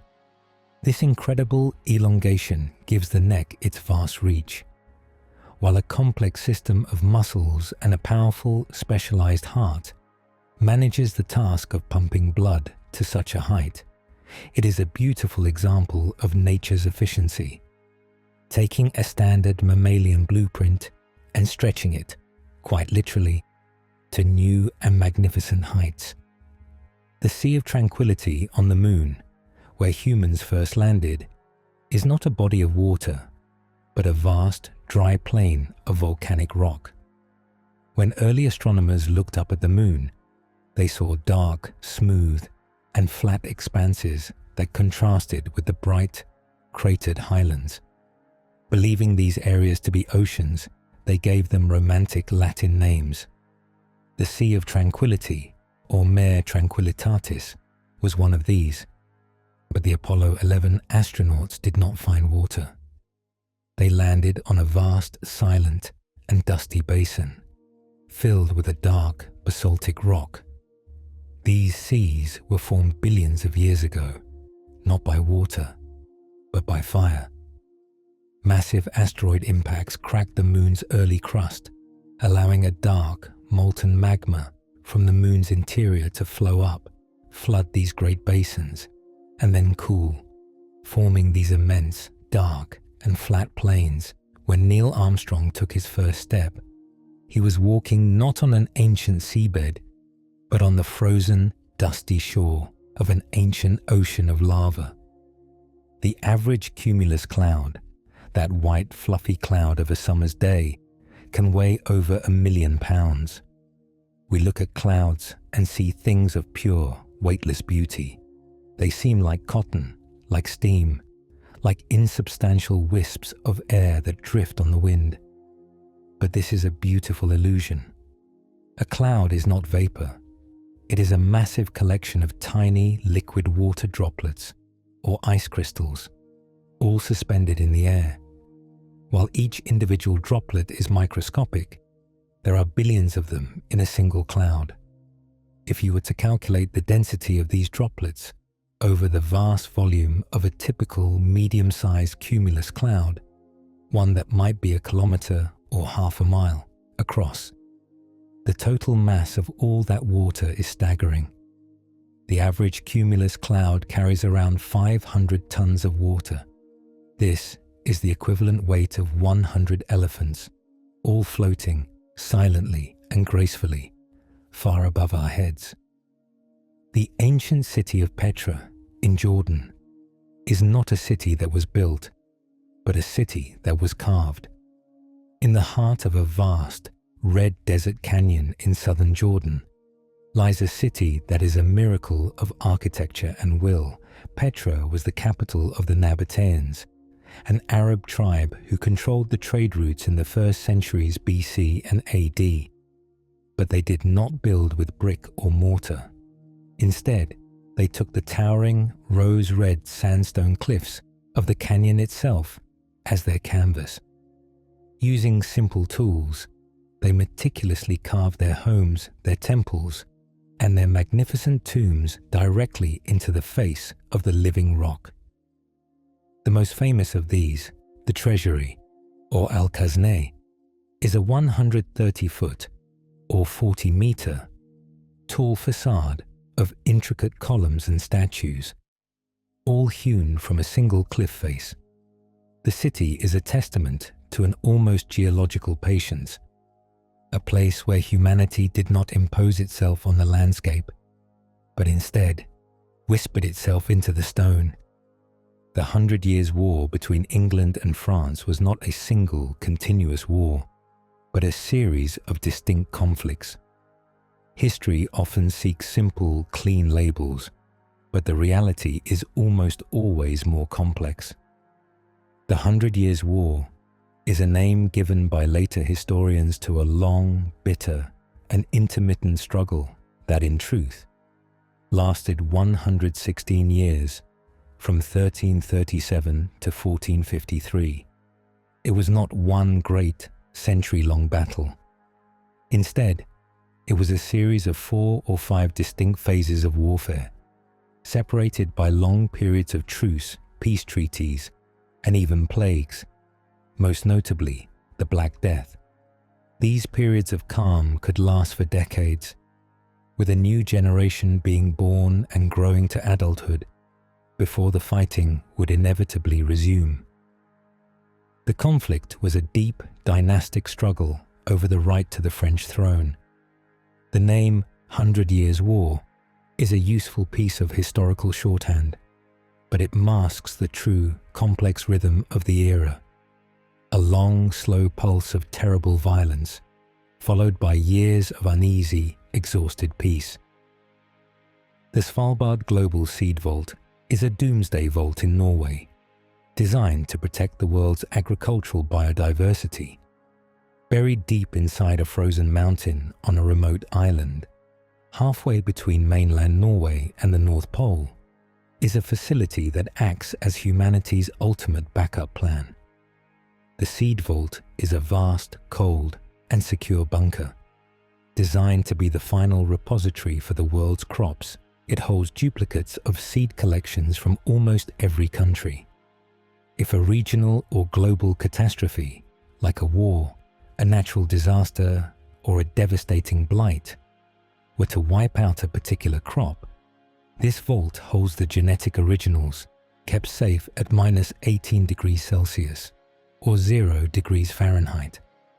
It is not a library of seeds we currently use, but a library of all seeds, a Noah's Ark of genetic diversity. It is a quiet, frozen promise, a place of profound and patient hope, ensuring that no matter what happens to the world outside, humanity will always have the tools to begin again. The maelstrom is not a myth, but a real, powerful, and permanent system of tidal whirlpools off the coast of Norway. The word maelstrom has entered our language as a metaphor for any kind of violent, chaotic turmoil. But its origin, the Moskenstraumen, is a very real and specific place. It is a tidal channel located between two islands in the Lofoten archipelago in Norway twice a day. As the tide rises and falls, an immense volume of water, over 100 billion gallons, is forced through this narrow, shallow strait. This creates a terrifying and powerful current, a series of massive eddies and whirlpools that can be over 30 feet or 10 meters wide. For centuries, sailors have told stories of its power, a place where the sea itself seems to be a churning, angry monster. It is one of the most powerful tidal currents in the world, a raw and permanent display of the ocean's immense hydraulic power. The Philosopher's Stone was not just a myth, it was the central goal of alchemy, representing a very real and profound scientific and spiritual quest. We think of the Philosopher's Stone as a magical object from a fairy tale, something that can turn lead into gold and grant eternal life. But for centuries, natural philosophy, the precursor to modern chemistry, was dominated by the pursuit of this stone. To the alchemists, this was not just about getting rich. They believed that matter and the human spirit existed on a spectrum from base and imperfect, like lead, to pure and perfect, like gold. The Philosopher's Stone was the elixir, the physical catalyst that they believed could perfect any substance it touched. This quest, while it never succeeded, was not a waste. In their search, alchemists developed laboratory techniques, discovered new elements, and laid the foundations of experimental science. It was a beautiful, mistaken, and profoundly creative search for perfection. The Mosquito Bay in Puerto Rico is the brightest bioluminescent bay in the world, where the water glows a brilliant electric blue. In the dark of a new moon, on the island of Vieques in Puerto Rico, the water is alive with a form of cold, silent light. This is not magic, but biology.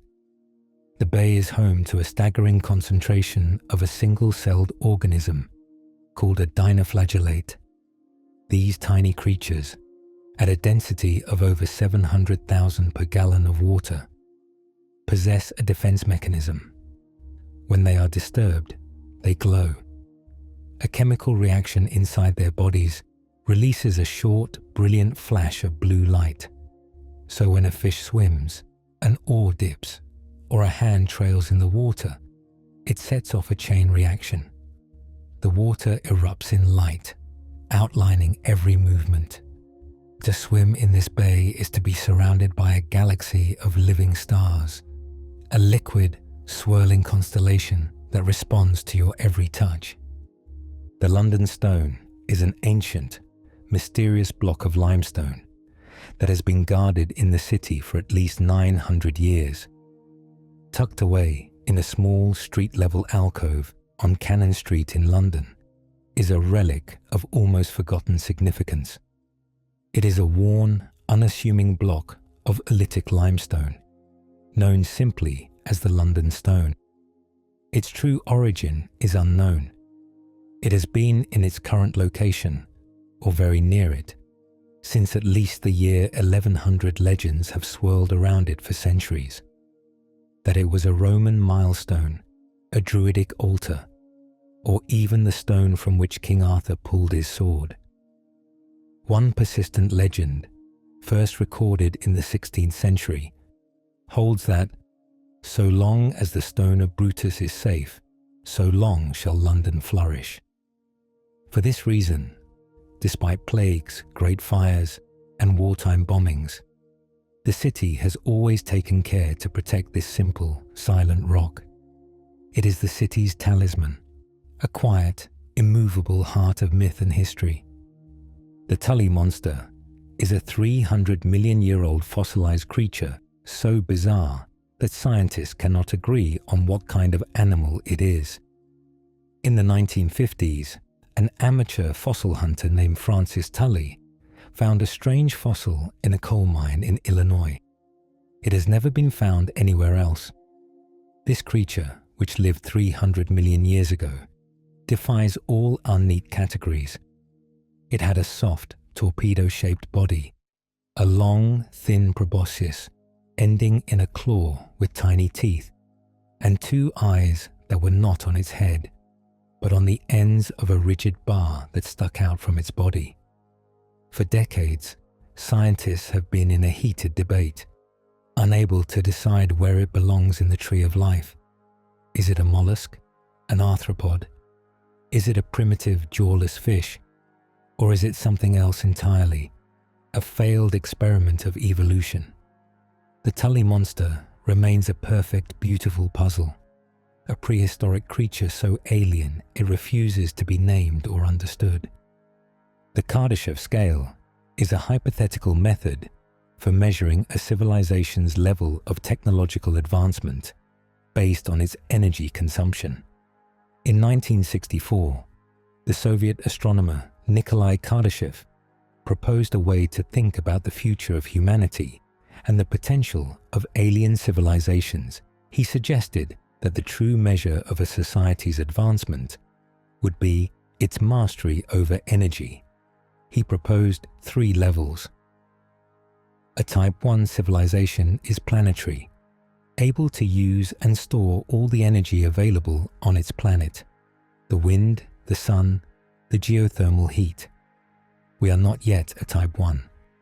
A Type 2 civilization is stellar, able to harness the total energy output of its parent star, perhaps by building a vast structure like a Dyson sphere. A Type 3 civilization is galactic, able to control the energy of its entire home galaxy.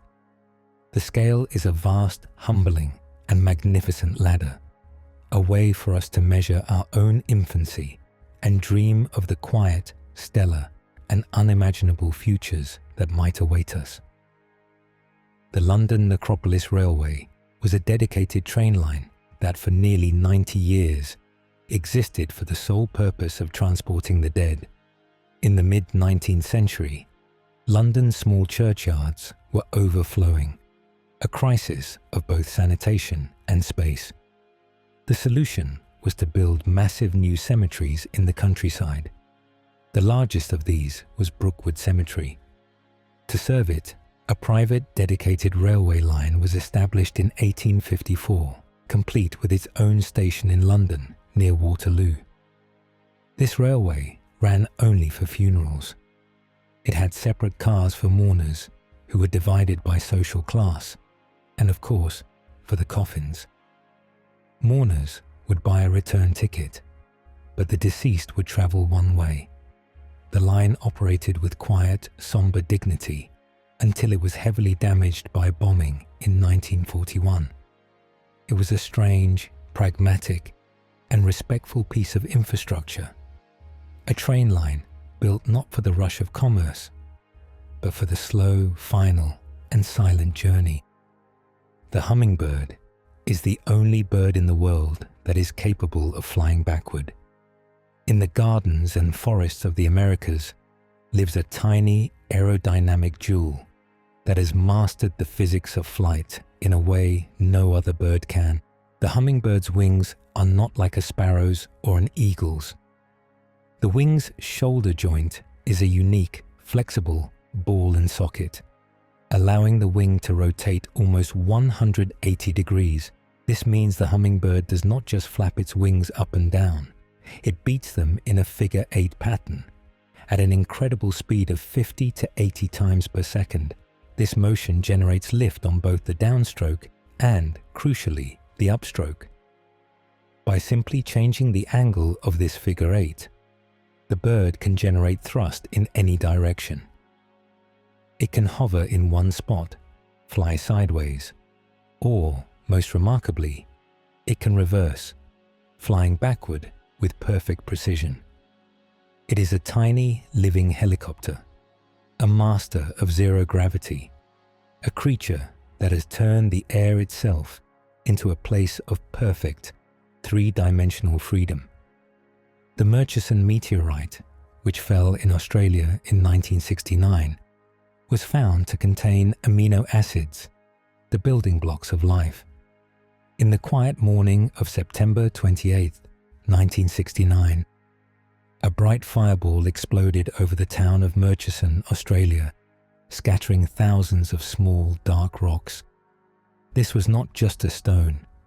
It was a messenger from the deepest past, a 4.5 billion-year-old relic from the birth of our solar system. When scientists analyzed these fragments, they found something profound. The meteorite was rich in organic compounds. Crucially, it contained over 70 different amino acids, the essential molecules that chain together to form proteins, the machinery of all life on Earth. Many of these amino acids are not found in terrestrial life. This discovery was a powerful piece of evidence for the theory of panspermia, the idea that the essential ingredients for life were not born on Earth, but were delivered here, like cosmic seeds, by comets and meteorites that fell on the young, sterile planet. The Windy City nickname for Chicago was not originally about the weather, but about the city's loud, windy politicians. While Chicago is indeed a breezy city, its famous nickname was popularized in the late 19th century by a rival, the editor of the New York Sun. The two cities were in a fierce competition to host the 1893 World's Columbian Exposition. The New York editor, Charles Dana, grew tired of the boastful and, in his view, long-winded speeches of Chicago's politicians and promoters. He wrote editorials telling his readers to ignore the nonsensical claims of that windy city. The term was meant as an insult, a way to paint Chicago as full of hot air, but Chicago embraced the name. It won the bid for the fair, and the nickname stuck, eventually merging with the city's famous lake effect breezes. It remains a name born not from meteorology, but from a forgotten 19th century war of words. The ancient Greek philosopher Plato is said to have been the first person to invent an alarm clock.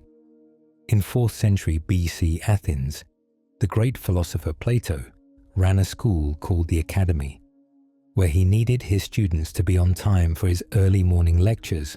According to legend, he devised a solution that was a marvel of ancient engineering. He adapted a clepsydra, or water clock, which was a large vessel that measured time by the steady drip of water.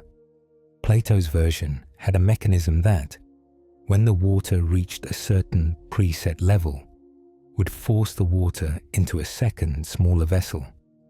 This vessel had a narrow opening that caused the trapped air to be expelled with a loud whistling or shrieking sound.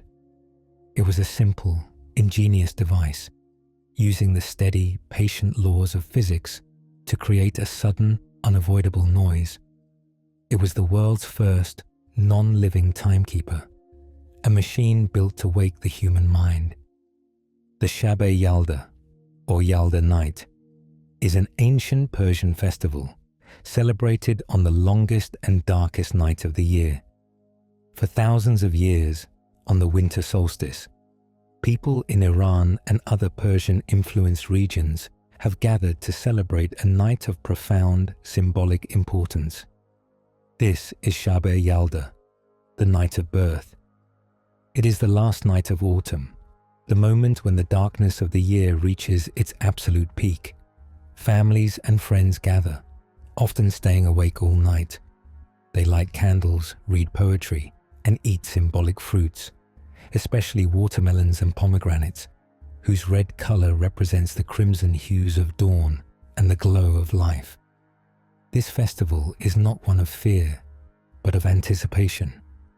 It is a celebration of the fact that from this moment of deepest dark, the light will begin its slow, patient, and victorious return. It is a quiet, poetic vigil, welcoming the rebirth of the sun. The Great Pyramid of Giza was, for over 3,800 years, the tallest man-made structure in the world. When we look at the sweep of human history, it is difficult to comprehend the sheer, enduring dominance of this one single monument. Completed around 2560 BC, the Great Pyramid of Khufu stood as an artificial mountain of limestone and granite, rising to a height of about 481 feet, or 146 meters. For nearly 4 millennia, no other work of humanity surpassed it. It watched in silence as entire empires, the Greeks, the Romans, the Persians, rose, flourished, and fell to dust. It remained the undisputed champion of the human skyline. It was not until the year 1311 AD, almost 3,900 years later, that its record was finally broken, when the central spire of the new soaring Lincoln Cathedral in England was completed, surpassing it by just a few meters. The pyramid's reign is a testament to the immense, patient, and almost geological ambition of its ancient builders. The lost colony of Roanoke refers to the 115 English settlers who vanished from their village in North America in 1590. In 1587, a group of English men, women, and children established a colony on Roanoke Island, in what is now North Carolina. Their leader, John White, sailed back to England for supplies, but was delayed for 3 years by a war with Spain. When he finally returned in 1590, he found the settlement completely and unnervingly empty. There were no signs of a struggle, no bodies, and no graves. The houses and fortifications had been dismantled, not destroyed. The only clue was a single word, Croatoan, carved into a wooden post, and the letters CRO carved into a nearby tree. This was the name of a nearby island and a local Native American tribe.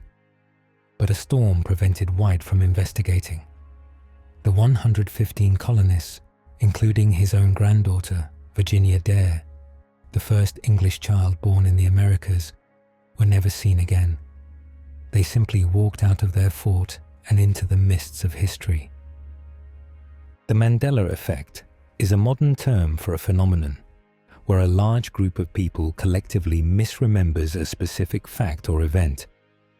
The name itself comes from one of the most famous examples.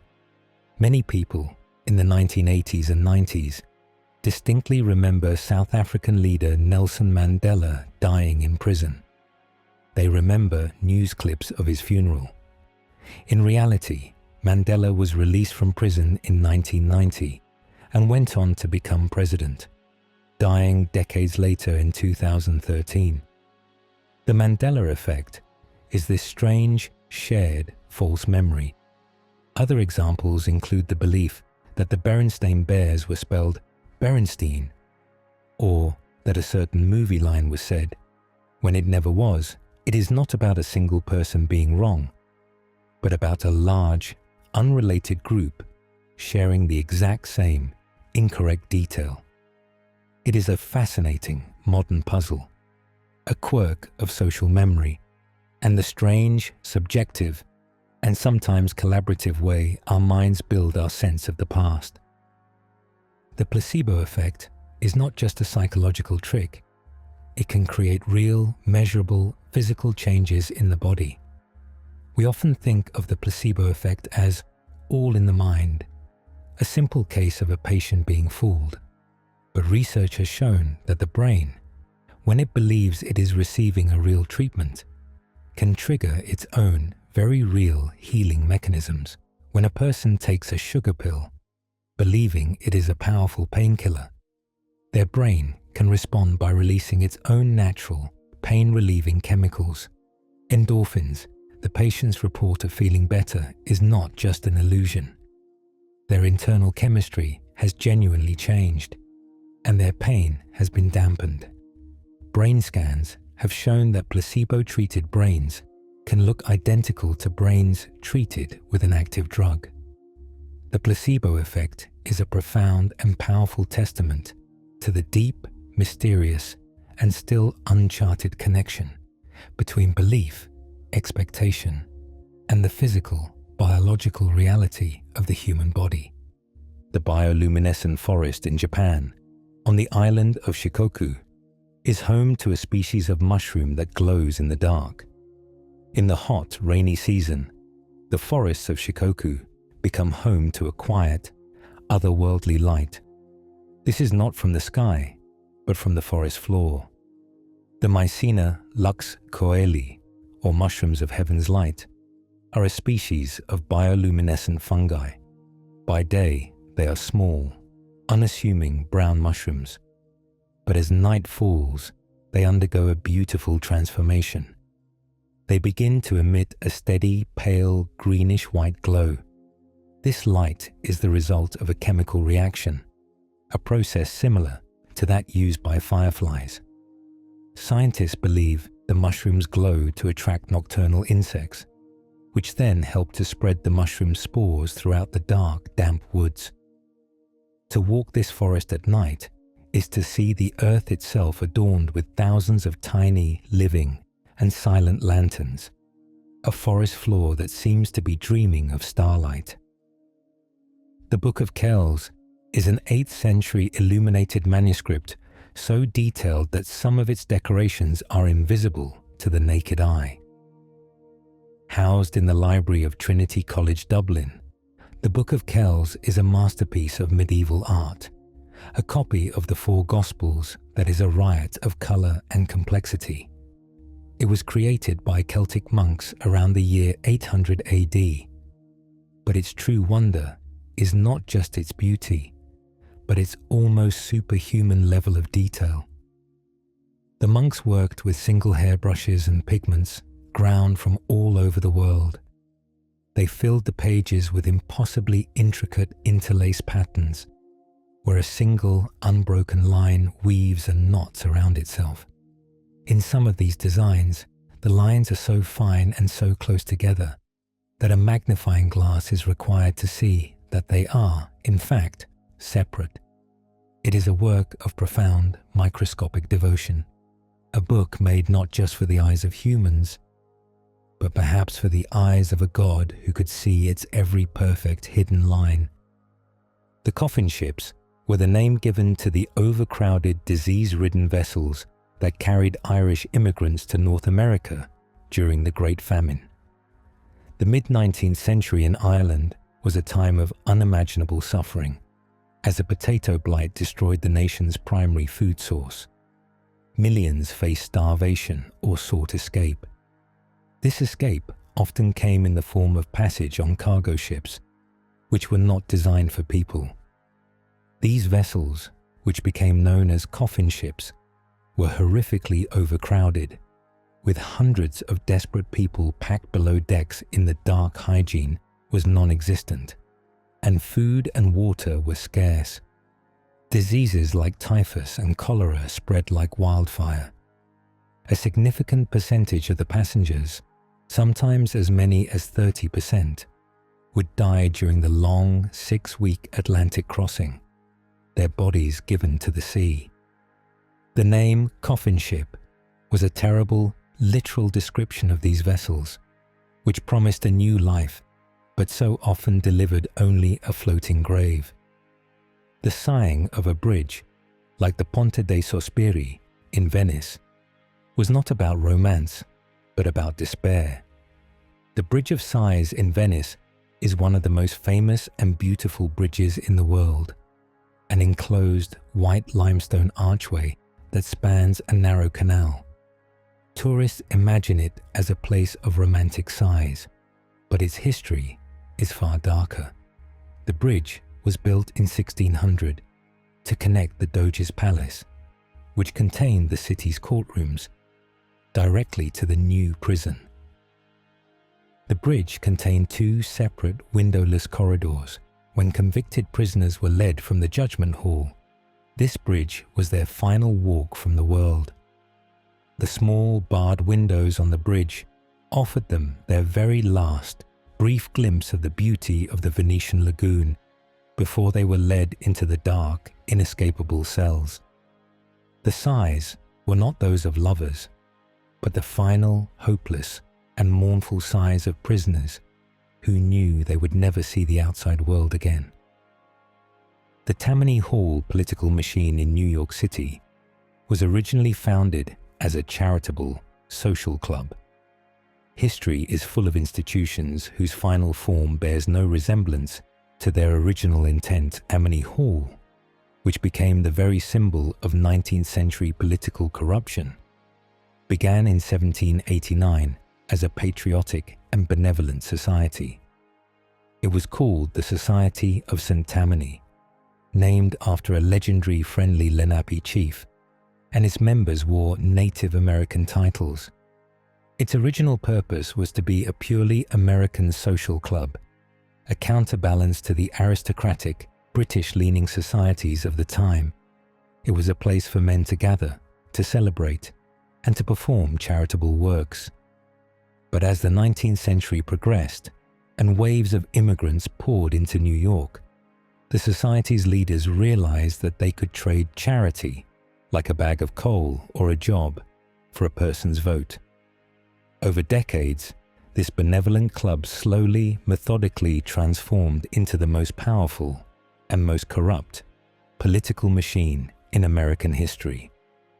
The Antikythera mechanism is an ancient Greek analog computer built 2,000 years ago that was used to predict astronomical positions and eclipses. In the year 1901, divers discovered an ancient shipwreck off the coast of the Greek island of Antikythera. Among the statues and amphorae, they found a corroded, unassuming lump of bronze. For decades, it sat in a museum, misunderstood. But in the second half of the 20th century, with X-rays and advanced imaging, scientists began to unlock its secret. This lump was a machine of breathtaking complexity. It was a clockwork mechanism of at least 30 interlocking, precisely engineered bronze gears. It was not a clock to tell the time of day, but a computer to model the heavens. By turning a hand crank, a user could see the position of the sun, the moon, and the 5 known planets, predict lunar and solar eclipses, and even track the 4-year cycle of the Olympic Games. It is a 2,000-year-old whisper of a technological sophistication that we thought was entirely modern. The Orpheus and Eurydice pillars at the entrance to the Paris Opera are a deliberate architectural telling of the entire myth. The magnificent, opulent Palais Garnier, the opera house in Paris, is a building where every statue and every carving tells a story. On the main facade, the architect, Charles Garnier, placed 2 large sculptural groups. On the right is a joyful, exuberant statue called the Dance. On the left, however, is a much darker, more complex work, the Lyric Drama. This statue is a quiet, brilliant summary of the entire myth of Orpheus.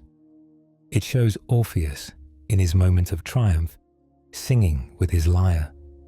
But behind him, clinging to his back, is his wife, Eurydice. She is nude and appears faint, dying with a small asp, the very snake that first killed her, biting her breast. In this one single sculpture, we see Orpheus's joy, the cause of his sorrow, and the tragic, fatal mistake he is about to make, all bound together in stone. The Bayeux tapestry is not a tapestry at all. It is a massive 230-foot-long embroidery. This famous medieval masterpiece, which depicts the Norman conquest of England in 1066, is one of the most important historical documents of its time. But its common name is a technical misnomer. A true tapestry is a work where the design is woven directly into the fabric itself as part of the cloth. The Bayeux tapestry, however, is an embroidery. The canvas is a long, plain linen backing, and the images, the horses, the soldiers, the ships, and the text are all meticulously drawn on top of this backing, using dyed woolen yarns and a variety of stitching techniques.